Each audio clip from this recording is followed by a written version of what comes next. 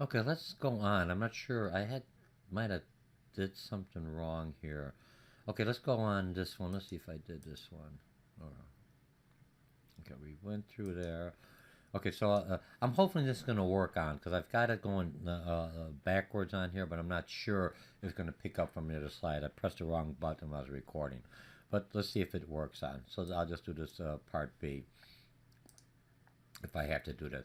Okay, so if I'm looking at this, we're going to pick up where I left at the Finance 225, Chapter 18. I'll just click this on part B. Acceleration swap is a swap in which a notional value is increased over time. Annualization swap, a swap in which the notional value is reduced over time.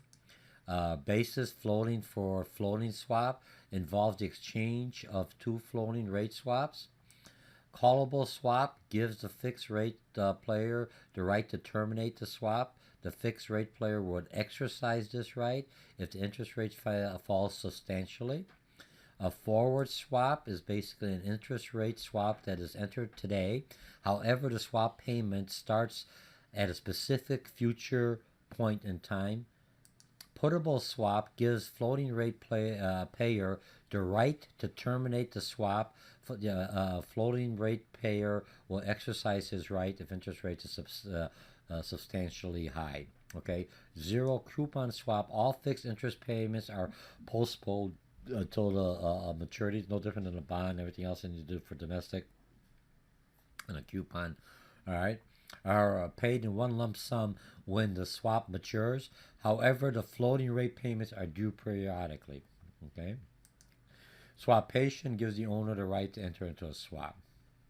Okay, now let's look at the next one we have is the IDES or International Swaps Deviate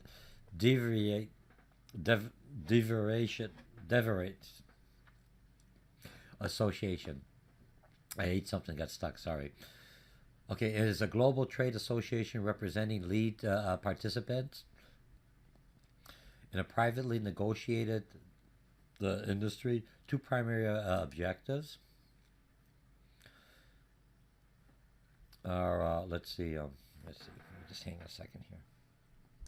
Okay, so when I'm looking at the International Swaps Derivative Association, just, all right, is a global trade association representing lead participants in privately negotiated derivatives industry. Two primary, sometimes you get stuck with a word, it just doesn't come out. You know how to say it, it just doesn't. It is there.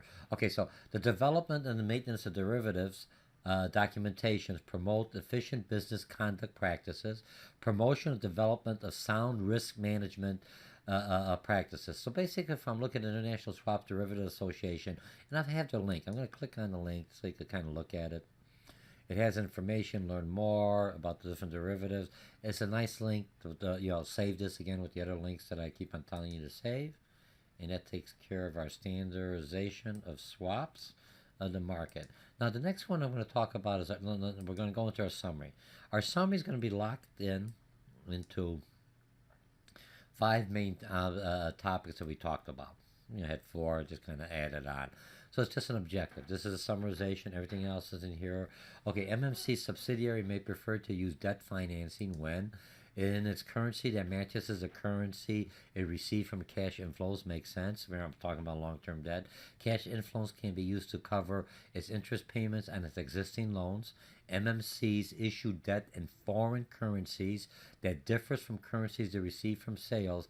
They may use currency swaps or parallel loans to hedge an exchange rate resulting from the debt financing. Highlight. I highlighted differs, currency swaps, parallel loans, and debt financing. If I would ask you a question, MSA issues debt in foreign currencies that differs from currency. What does it mean? If I just give you a blank statement, what happens when MSC issues debt in foreign currencies? What kind of strategy would you utilize? Okay, now number two. The second objective out of this chapter reading is MMC subsidiary can select among various available debt maturities. When financing its operations, it can estimate the annualization cost of financing for alternative maturities and then determine which maturity will result in the lowest expected annualization cost of financing. An NMC subsidiary may consider long-term financing in a foreign currency different from its local or host country currency in order to reduce financing costs. Always trying to look at get the most for my money to minimize my costs. They can forecast exchange rates for periods in which it can make the loan payments, and then estimate the annualization cost of financing in that currency. Again, historical data, different kind of methods that we've discussed in previous chapters. Now I'm utilizing that same thing we talked earlier on short-term debt. We're going to be carrying that for the long-term debt. When determining debt denominations, we have a lot here. We'll just close these off easier, okay?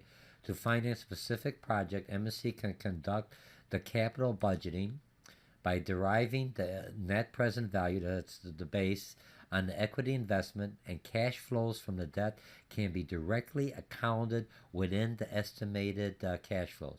This allows for explicit consideration of the exchange rate effects on all cash flows after considering debt payments.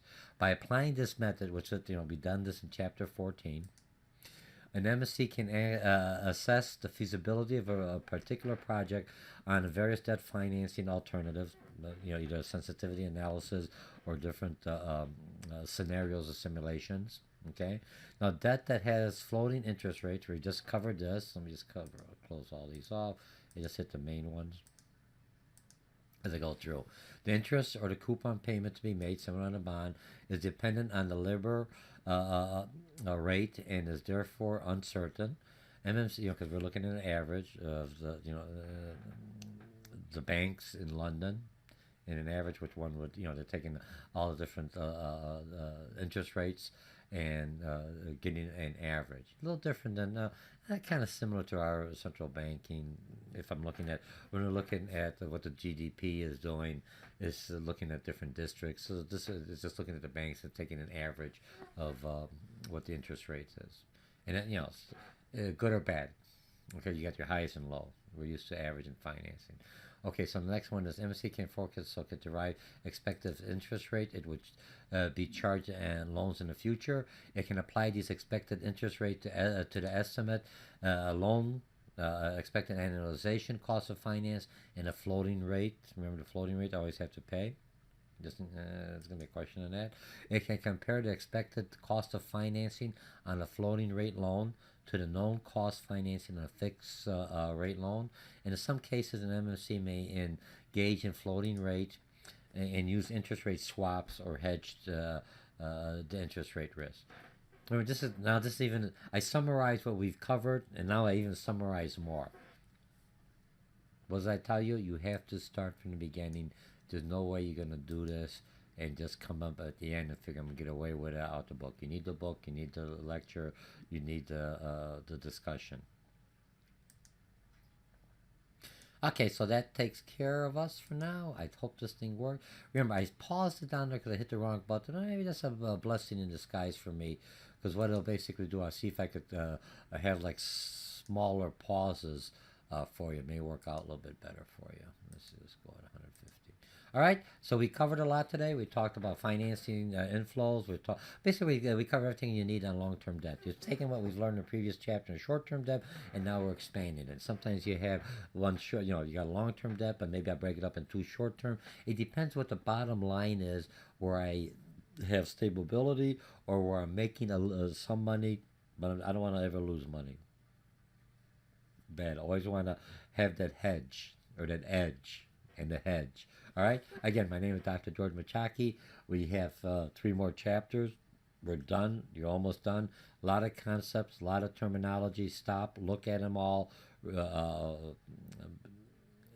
Once you understand them, the concepts, the terminology. Look, you're not going to know it all. Trust me. Just only a 16-week course, an 8-week course, even online. People go, oh my God, all these words, I'll never do well. This is your first exposure. You read it, you did this, you're going forward.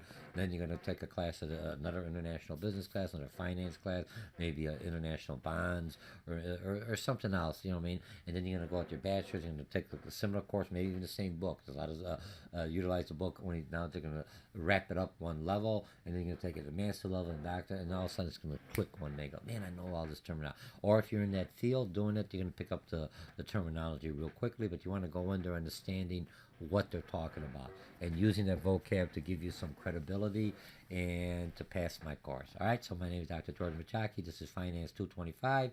We've got International Finance offered by Harper College. This is Chapter 18, Long-Term Debt Financing. And remember, I'm not reading off a script. I'm going live just like you would have in the classroom. So it may not be as smooth, but it's realistic. And I'll see you in our next class. Bye. And hopefully this works where I have two different sections, or you just have the one section before and you had to do a little homework.